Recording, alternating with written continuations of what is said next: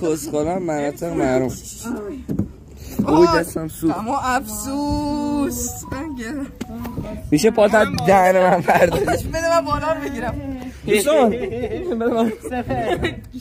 آره امیرعلی. خیلی خوب بود. آقا من اینجا جام خوبه. آره. همه تو درخشان جمع کرد. خب دوستان اومدیم میشه منو بگیری میخوام اشتزم بچه ها ولا بمونه که همگی بریم بالا تو سرسره گیر کنیم. بفهمم آقا فیلم بردار. آقا فیلم بردار بیا بالا گیر کن. خب آقا هر کی انگشت کنه کسکشه. برو برو گیر خط. کارت سوم گیر کن تو سوراخ همسایه داستانی. غم و افسوس. خب بده اینجا فیلم همشه بر تو. آقا من الان فیلم بردار من نیستم. بس میخوا. آقا فیلم بگی جاکش. سلام عزیزان. برو گیر کن. نفر سوم آراد سوم میره. آراد سوم میره. خب ببین آخر باید بیام. نه این آخر باید بیاد. تو بعد چهارم تو بعد من آخر میام. نه تو بعد برو. ببین نگفتم کیرم.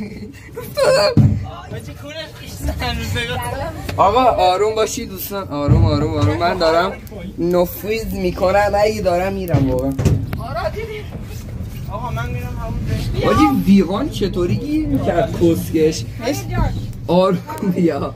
آروم بیا کسکش. آروم بیا. نه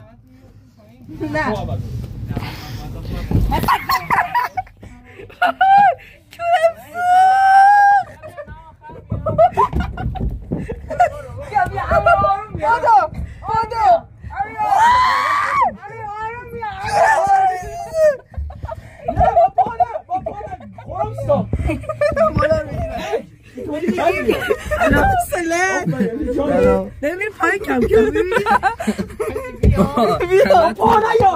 الان درست میکنم. پاتو بکن تو سم. برو سا بیا. بابا صبر کن. داری میریم پایین. خب بیا. بگی اینا همش ایایا. داری میریم پایین. خب بیا. بریم پایین اول. بیا بیرام. آقا هر کی هم جنده است. گردن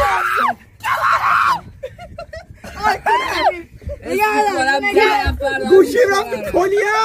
گوشیم کو اصلا چقدر داغه. حاجی نگه دار نه پایین. آقا این دارم تجاوز